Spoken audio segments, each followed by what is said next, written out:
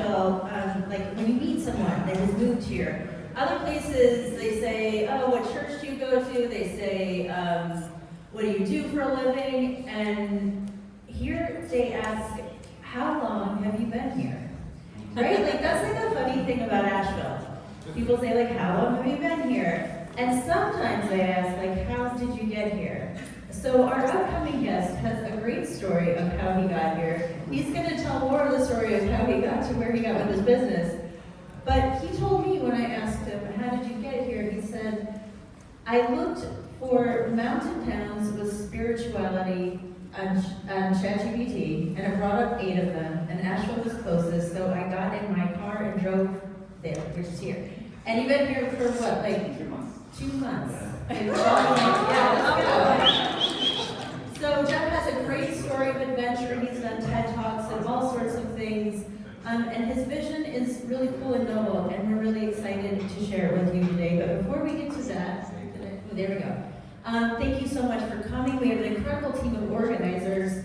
I'm Eric Como. We have, and if you can raise your hand, Eric Wazell, Bill McKinnon, Sarah Leslie, Nick Breen, Sean Como, Siobhan Robinson, and Ray and Paula. Oh, there they are. Aren't they the cutest? They are. And so we'll stick to that for right now. So without further ado, we'd like to welcome to the stage with Worldwide Tours, Explorers Passage, Jeff Bonaldi.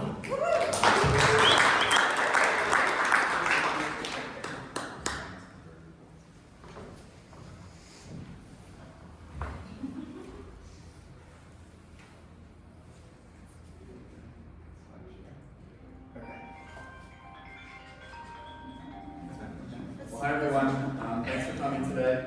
A little bit about my company. So I started the company in 2014, and we offer adventure and cultural travel experiences in over 35 countries, which includes all 7 continents and in the Arctic region. Each year we send about 750 travelers around the globe. We've had guests from over 50 countries join our trips. We're rated 5-star on all the major rating platforms, TripAdvisor, Trustpilot, Facebook, and we're very fortunate to receive awards from a number of online publications such as Travel and Leisure, Newsweek, as well as National Geographic. You go, boy. Wow. So I'm gonna talk a little bit about how this all came to be. Here's a picture right here. This is taken a few years ago. This is the Chilean Andes, right on the border of Argentina. And this is actually a really famous path. I don't know if anyone's heard of Jose de San Martin, but if you go to any center plaza within all of South America, and there's actually a statue of him in Central Park in New York, he's considered like the George Washington of South America. He basically liberated South America to pave the way for freedom from Spanish rule. This path actually is a path that 4,000 Argentinian troops took over the mountains from Argentina to Chile to fight the first major battle in that war. So I had this bright idea of trying to do part of that path. So I did 7 days of the 40 days. This is me in the middle, 16,000 feet in elevation. It was one of those adventures where you think it's going to be a lot of fun, but then you start doing it and you realize you're in this like 4-foot narrow path and kind of like holding on for dear life. So eventually we got up to this mountain pass, got to get off my horse and see the incredible view in the background. And I had a little time to reflect, looking at the views of the mountains around me. And I thought to myself at that moment, how did I get here at this very moment? So that's me at age probably 6 or 7. I grew up in northern New Jersey, about 10 minutes outside of New York City. My father was a carpenter and my mom was a seamstress. And there were 2 things that I really deeply remember about myself when growing up. First was I loved baseball, and the second, I was always a big dreamer. I always came up with these like fantastical adventures around the world. I wanted to discover the lost city of Atlantis. I wanted to find gold in the jungles of Peru. So I was always thinking of this, and when I grew up, I knew I wanted to be an explorer. Here's my first foray into exploration. This is at the Arctic Circle. It's negative 50 degrees, so I had to dress really warm for that. And this is my first suspension bridge. You can see all the man-eating crocodiles below at age 5. I ended up having a pretty normal childhood, did some adventures, went to high school, graduated high school, and then went to a small state college that was 10 minutes from Princeton University in New Jersey. Got very involved on campus. I was in a fraternity, I was on the tennis team, I was involved in college politics, and I thought I wanted to be a lawyer. But that kind of fizzled out. I really had no idea what I wanted to do. And then when I was 18 or 19, I visited Princeton University, which is, again, 10 minutes from where I was going to school at the time. I remember seeing it for the first time. I had never traveled overseas at that point, and I remember thinking, this is what Europe must be like. I was totally enamored with it. Looking at the buildings, walking around the whole campus, learning about the history of the people that went there, and I started running my own tours informally for friends and family, showing them all this knowledge and getting very excited to see their reactions from it. I didn't really think anything of it at the time. I just knew that it's something that I really enjoyed. So I graduated college and somehow wound up in Wall Street. I still don't know how, but I did. And I spent this is me in Wall Street. I had to wear a suit every day. But I spent 15 years there. I was a portfolio manager for 7 years. I worked for, and then I was a sales manager in Citigroup's investment bank. And I learned a lot. I worked with a lot of smart and great people. I was great and grateful for the experience, but I never felt deeply connected to what I was doing. And midway through that journey, around maybe 30, 31 years old, I was going through a lot in my life. I was going through a divorce, and started to feel really, really disconnected from my work. It was really hard for me to go in every day. And then my sister called me, and she asked me to go on a hike. So at this point, I think I was 31. I had never hiked before in my life. It's the first hike ever. And this is a place called Bear Mountain. So for anyone who's in the New York, New Jersey area, it's about an hour outside New York City. It's not a very challenging mountain, but this is where I took my first hike. And that day completely changed the direction of my life. I felt this deep connection to nature that I had never felt before. I felt this camaraderie with the group of people that I was hiking with. And I felt a sense of accomplishment, which was something that was so definitely needed at that point in my life. It was only a 500-foot summit, but for me, that felt like I had climbed Mount Everest. I got home that night, and I knew I had found something. I knew I had something to go towards. So I started hiking all over the East Coast. This is me on the summit of Mount Marcy, which is New York's highest peak. So all over North America. This is a really cool trail. This is called the Chilkoot Trail. So in the late 1800s, 100,000 people from around the world descended on the Yukon Territory to try to find gold, and many went through this trail. So this is on the border of Alaska and British Columbia. And then all over the globe. This is me and one of my British friends walking up to the top of Ben Nevis, which is Scotland's highest mountain. I really loved what I was doing, and I started to really think about that joy that I had about bringing people to Princeton University. So I was like, well, let me start a travel company. So this is me planning. And for the next 6 years, starting in 2012, I worked my day job, and then I worked about 20, 25 hours a week, nights and the weekends, to build my company. And then finally, in 2018, I left banking. This is one of our first groups that we actually took locally near Bear Mountain. This is a group that we took on the Inca Trail to Peru. And this is one of our groups on the W truck in Torres del Paine in Patagonia. So it was happening. It took a long time, but eventually it was happening. I left banking, and I started to see in my travels what was going on around the world, right? So I was seeing that I was seeing glaciers that 10 years before had receded. I was meeting incredible people around the world, and I felt like there was an opportunity to maybe bring them together so there's more peace and more community. So I had a very unique opportunity to work with a British polar explorer on a series of ships in the polar regions. So this was in Antarctica and in the Arctic. Essentially what we did is every year we took about 100 to 200 young climate leaders from over 40 to 50 countries. We helped to Antarctica or the Arctic on a ship that we chartered. We helped them fundraise through themselves and also through corporations. And then we brought educational leaders from around the globe, we brought corporate leaders from around the globe to train them so they could be the next generation of climate leaders. The goal was to have them see these places, to help them fall in love with it so they would want to return to see how they can protect it. It ended up being an incredible experience for me, as well as for the participants and our teams. And many have gone on to do incredible things such as start foundations, to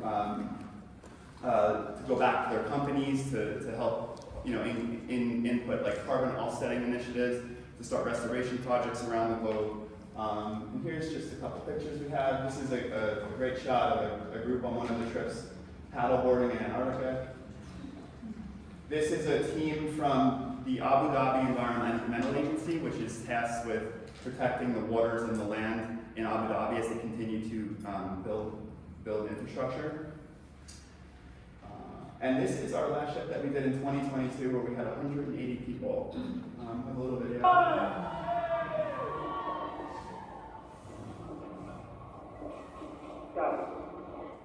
Yeah, maybe we can talk a little more about the challenge of that one. But that was at the end of COVID, so there was definitely, there was a lot of challenges. Let's just say that. Perfect. Yeah, it sticks on the slide.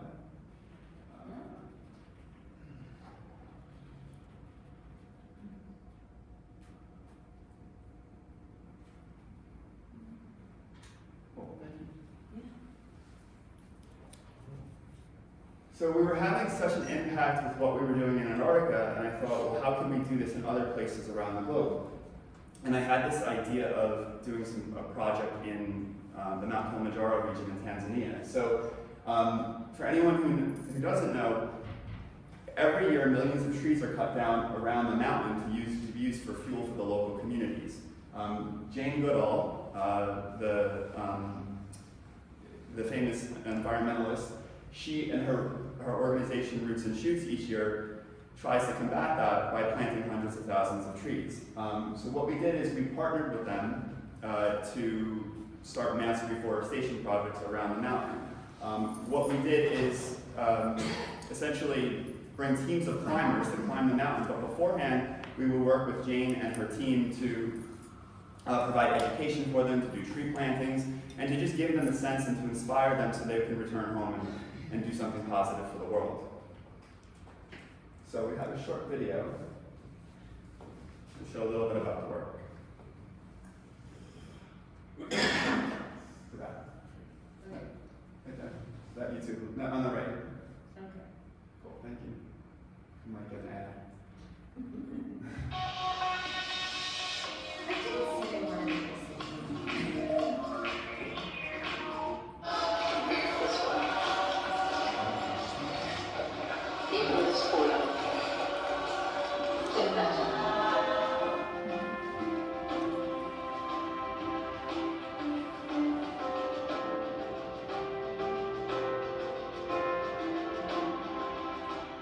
If you want to just do a normal type of adventure, whether you're going to New Zealand and going skydiving, I mean, it's really not what we do. We bring climate change leaders, about 90 to 100 each year. We teach them about climate change. We show them what's going on, and we teach them about leadership, so they can come home and be advocates for the environment, so we can help the planet.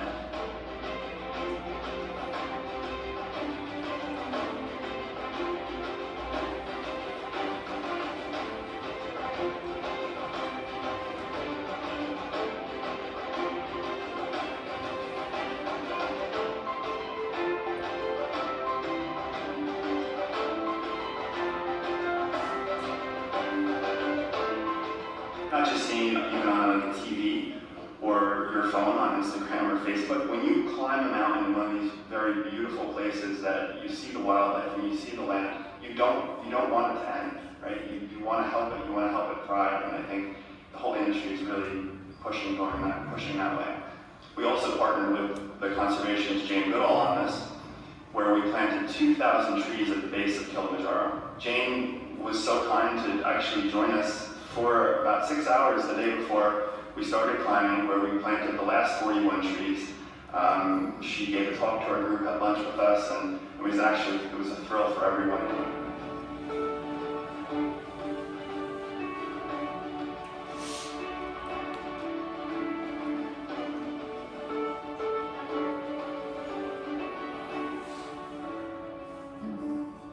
If you are looking for an experience where you can connect more here, you can find something within yourself that you're passionate about, whether it's conservation, whether it's you're going through a tough time in your life. I'm really moving the company in a way I'm healing, whether it's healing the earth, healing people, healing animals. I'd like to do that more and more with the company to see really how we can impact people's lives, to make it more than just travel, to make it just show them what's possible for their lives.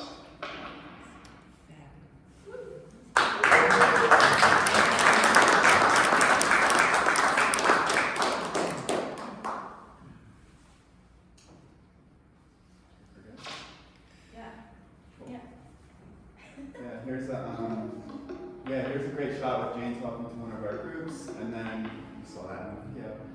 And then after they had this time with Jane, they headed off onto the mountain. So this group had 20 people. There's something in the background.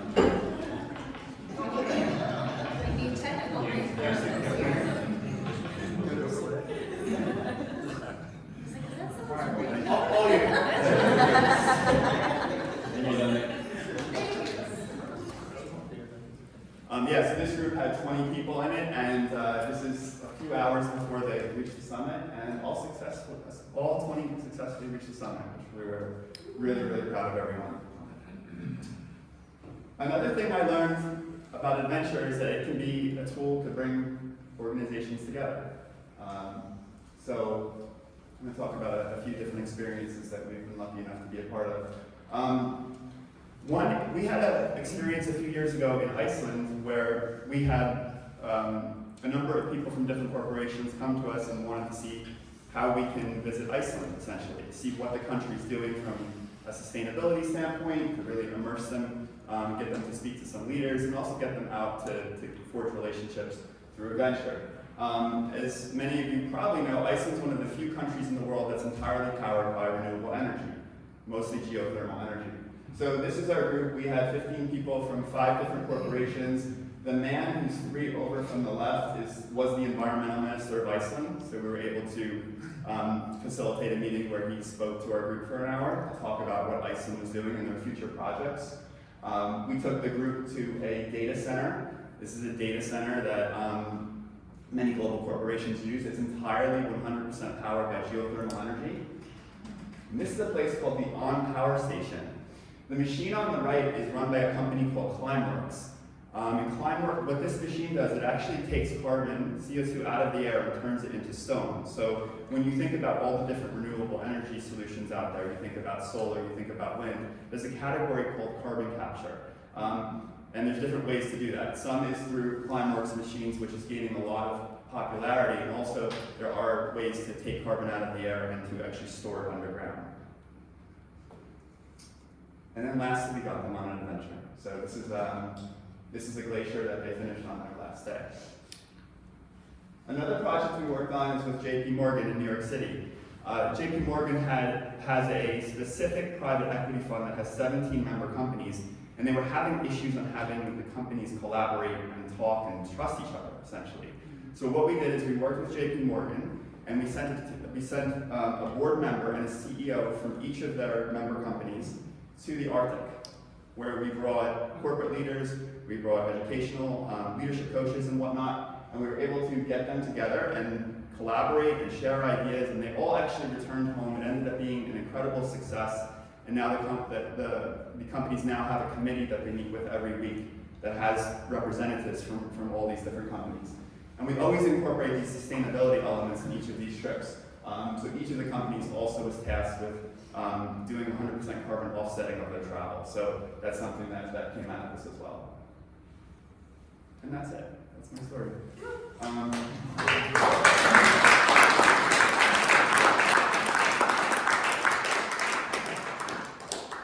Thank you. So just a couple things. So ask to the community. As you know, we do corporate retreats. So if you feel like you work at a corporation or you know a potential corporation that could benefit from one of these experiences, we'd love to have a chat. We also do foundation partnerships, which have been very successful. So if you know of a foundation, if you work at a foundation that has potentially a budget gap, we've produced trips for people where we do a revenue share essentially, right? Where we collaborate on a trip, the profits are split, and half the money goes back to help fill any budget gaps in the foundation. We have one foundation that on one trip, they made $500,000. So it was a 200-person trip. Religious groups, it's actually becoming a bigger thing with what we do. We're working on a 25-person group at the moment in Washington State, where they want to go to Buenos Aires, and they want to see religious sites, but also experience the culture of Buenos Aires, and there's also going to be a revenue share that goes back to their religious organization.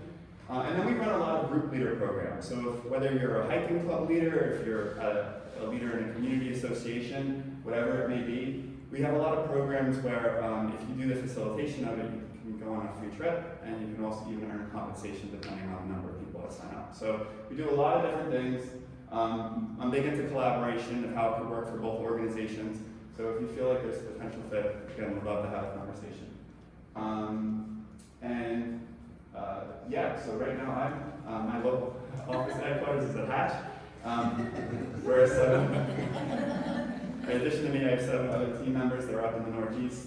And but this is how to reach me direct. If you want to learn more about our trips, you can visit our website, or you can go to the QR code. And yeah, that's my. I used to live in New York City, and that's an old map, and that's actually my father's globe from my apartment in New York City. And that's it. So.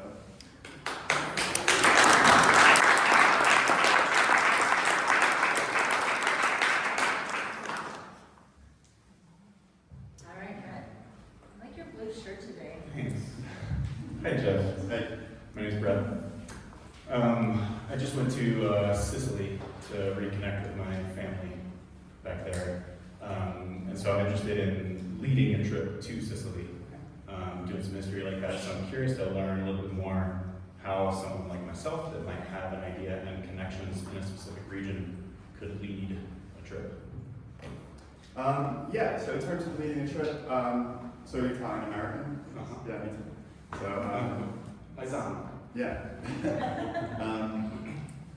Essentially, yeah, I mean, so the way, just the way we work is we've been operating for like 12 years, right? So now we're in 35 countries. So what we do is we develop relationships with like guides, transfer agents, service providers in each of the countries.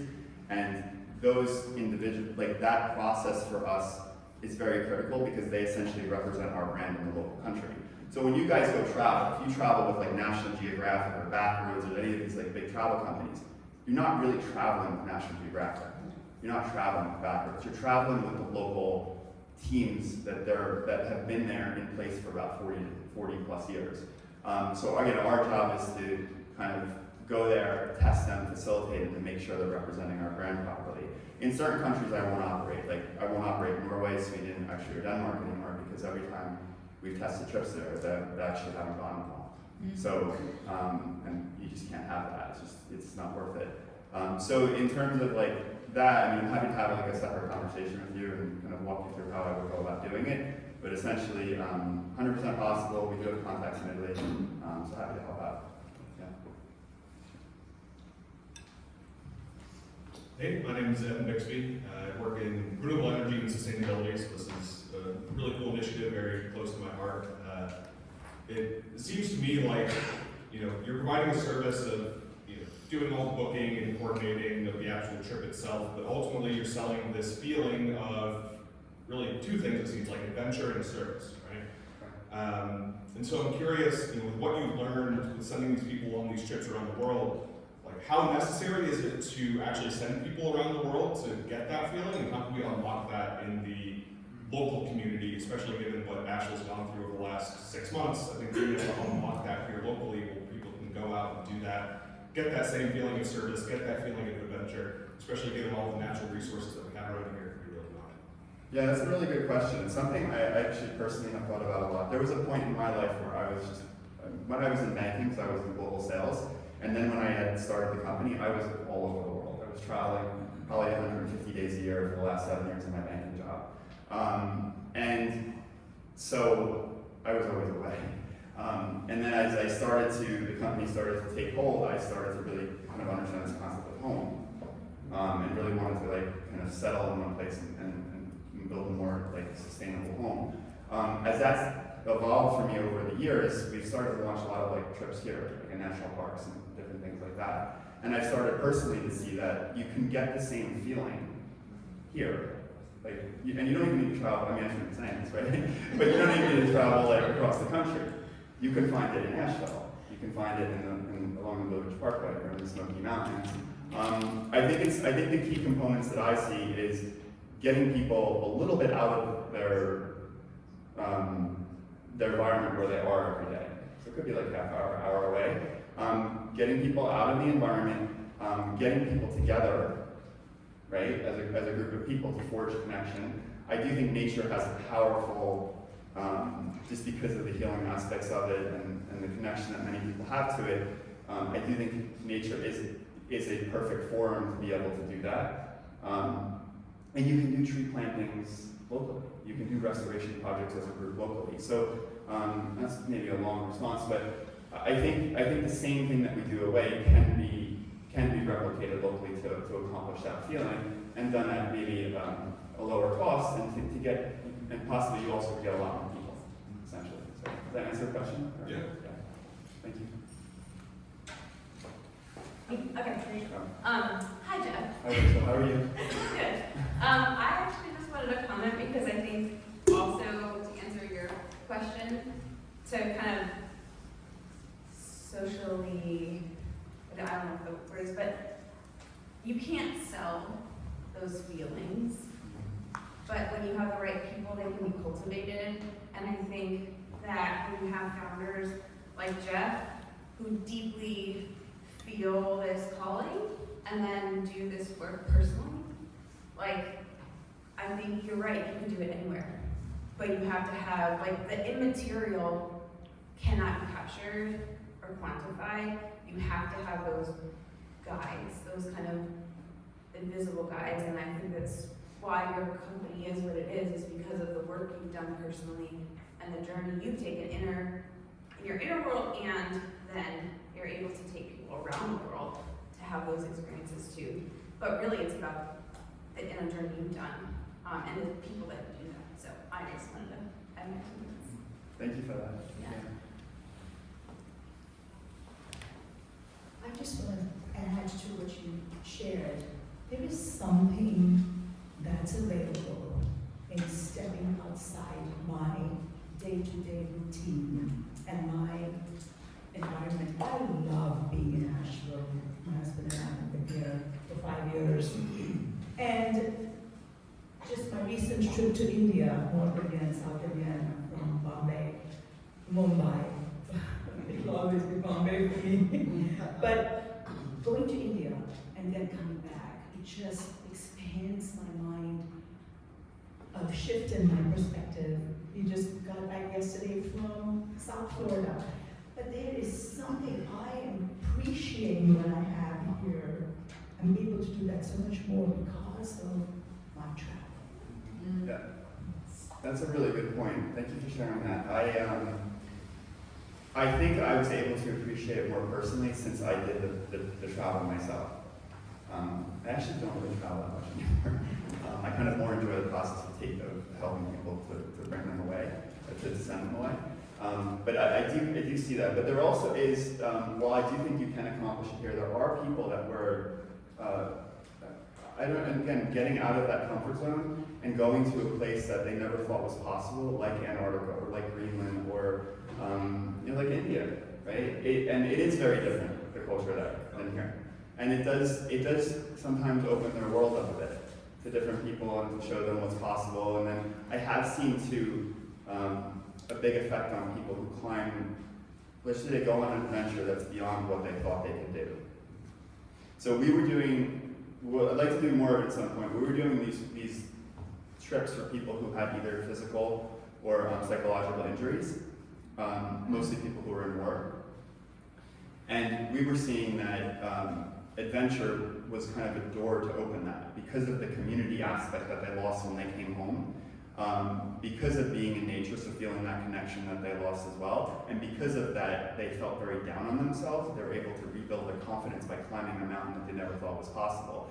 We had a person who came on a trip, on one of these specific trips, who was a former medic in the Iraq War, and we climbed a mountain in South America together. I remember at the end I saw him crying in the corner, and he hugged me and he said thank you, and he said this is the first time he felt joy in 10 years.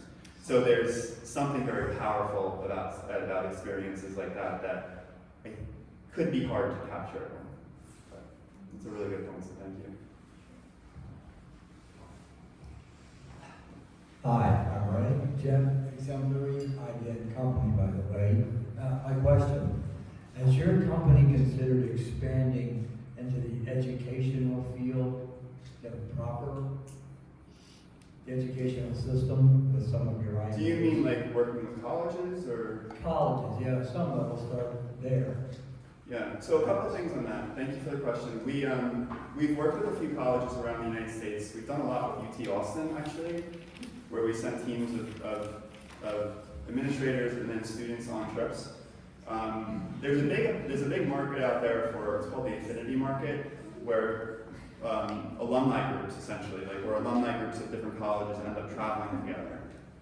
We've had some really good inroads on that, and then COVID happened, so it's something that we do need to look at again. But it is a big market because a lot of colleges with very strong alumni networks do want to travel together, and their alumni offices do offer travel opportunities. So, Thank you. Hey Jeff, my name is Moses. I got a question. I was just wondering how y'all balance the environmental and community impact when y'all do the missions. For instance, with Tanzania, you said they were cutting down the trees for a fuel source for their community, and then y'all said you were replanting it. For instance, with that, I just feel like they would go back and cut more instead, like to impact the community more. Would you be able to connect with like your other resources to try to fund and get a more sustainable source of fuel for the community? yeah, that's a really good question. Thank you. So that's complex, but I'll explain my answer to that. So the first thing that we do is all the trips that we run, we do work with local organizations. So we're not bringing U.S. trip leaders on the trips. We're working with the local country's guides. So whether in like Peru or Tanzania, and our goal for there is to try to make sure we're doing the best to employ local people in each of the regions that we work with. If there's more than usually 40 people on a trip, then someone from our team has to come, just because it just becomes a bit unwieldy, if that makes sense. We're trying to always use local organic product, food, when we're doing any of the nature-based trips where people are camping. Everything as part of the trip is local, to try to bring as much back to the local community as possible. In terms of your specific questions, I think it's a very good question. The one thing though, it does take about 20 years for those trees to grow back, right? So if someone does cut down a tree, to get to the same height as a pretty big tree, it takes about 15, 20 years to grow back. So it's not like they can cut them down right away. It's something that they may need to like think about the answer more in terms of maybe something more sustainable, because I'll say something. So like when we were doing the ships to Antarctica, one of the concerns of mine, one of the concerns of some of our guests is that there's a big CO2 impact when you use fuel on a massive ship for the polar regions. So one of the things that we did every ship is we offset 1.5 times the carbon emissions from everyone's flights and from the fuel that we use on the ships and the Zodiacs. So the Zodiacs are the little boats that go from the ship to land. Okay? And we did this by participating in 13 or 14 restoration projects around the globe. So they could have been like tree planting, a geothermal project in Iceland, buying credits for a wind project somewhere in the United States. So we would look at where the numbers of people from the ship were coming from, the highest 13 or 14 countries, and that's where we would put those dollars from some of the profits to try to take more CO2 out of the atmosphere than we were bringing in.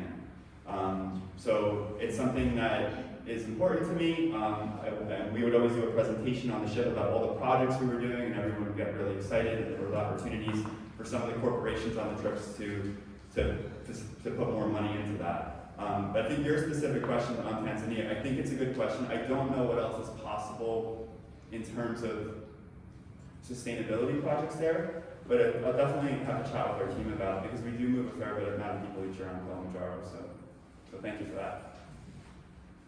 I think we have time for one more question. Okay, well, I'll ask you a question. Great presentation for coming today. I think there's a lot of folks in the room here that resonated, and I personally resonated with your story of kind of working in a sector that you were maybe losing passion for, and kind of having the spark to build something on the evening and weekends. And it sounded like you really had a drive to do that as well. Can you speak to back then balancing the needs of kind of working your day job and doing that work well, while still kind of having grit and drive and, quite frankly, even just energy to come home and on the evenings and weekends, build the company? Can you kind of speak to how you manage that, or any wisdom there? Yeah, it was definitely very challenging. I lived in Battery Park at the time, which was in Lower Manhattan. I lived, which is about a 10-minute walk from Tribeca, where I work. And what motivated me is that I didn't like my job. So when my boss would piss me off, or when I felt disconnected, or when something would happen at work, it would just drive me to work harder on my company. So I would go home, I would go to the gym, and then I would sit in this beer garden in the corner with my headphones on, with my laptop every night for like 4 hours for about 6 years. And I just plugged away. And I didn't have an opportunity to quit because I did have obligations. And also I had a company that I didn't really talk about. My first company was when I was a senior in college. It didn't work out, and I saw how hard it was. And there's a certain timeline it takes to build a company. It doesn't take like a year or two. A lot of people build a company and they think like, oh, all my friends and family are going to send clients and all this is going to happen. It doesn't really work like that. At least for me, it hasn't. So for me, I thought that it had to feel completely safe. But I had to be making not the same amount of money, but I had to be making enough to comfortably support myself to be able to first leave, and it took 6 years. So I think I'm also a big believer, and I didn't want to have investors. I didn't want to have any partners. Like I wanted to be able to control the direction of the company and to control my life, because I was already technically controlled, right? So maybe that's why it took a little longer. But I am a big believer in having a job and building a company on the side. But you need to have a long-term plan. Okay, one last question. What has been your favorite trip? Number one. I'm not talking top 5, just number 1 trip. Personally? Yes. My favorite place is the Amazon jungle in Peru. So I don't think I've been 3 or 4 times. I don't think there's any place on earth where you're walking around the Amazon at night. You should probably have a knife or something, because it sounds like you're in the middle of Jurassic Park. You don't know what's going to come out and get you, but I'm just a really big nature person, and there's no place where you can feel more connected and more cleansed than the Amazon.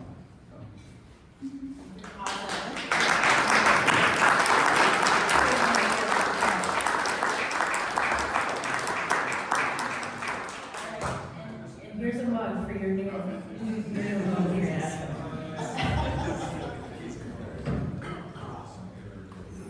She's All right, who's inspired? to Mug Library. What?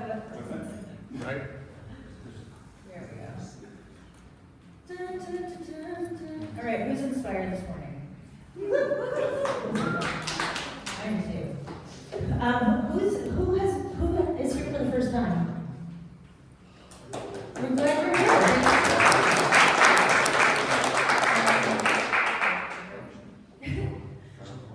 And give yourselves a round of applause if you've been here before and keep coming back.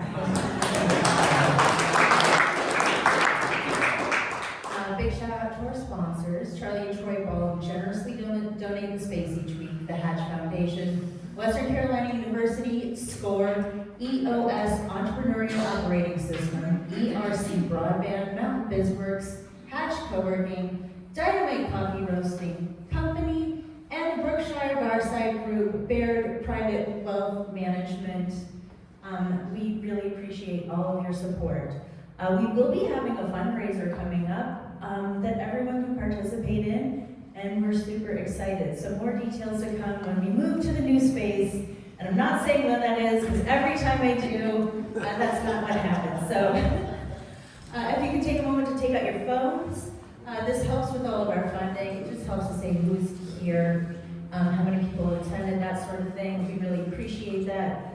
And this is kind of important right now in this day and age.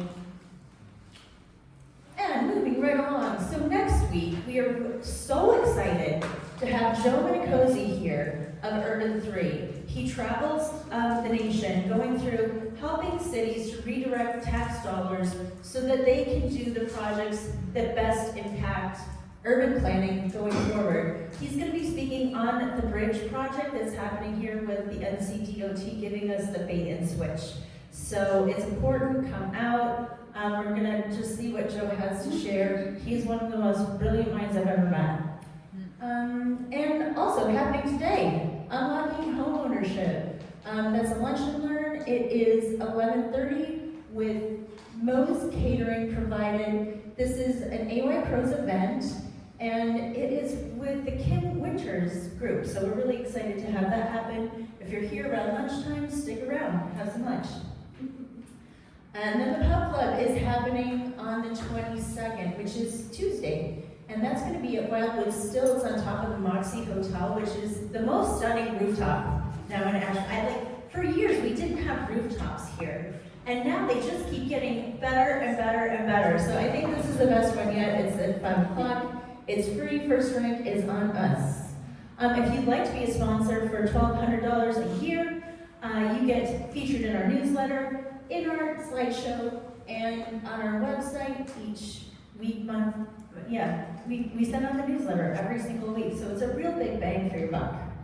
And you get to support this beautiful community. And if you'd like to present, scan the QR code and apply online. We are now booking for July. It's exciting times. We had like a slow start to the year. Now we've got a full lineup. So I think that this is the point where you ask each other how you got to Asheville. Continue the conversation. Go for it. Have a great day. We'll see you next week. Thank you so much for coming.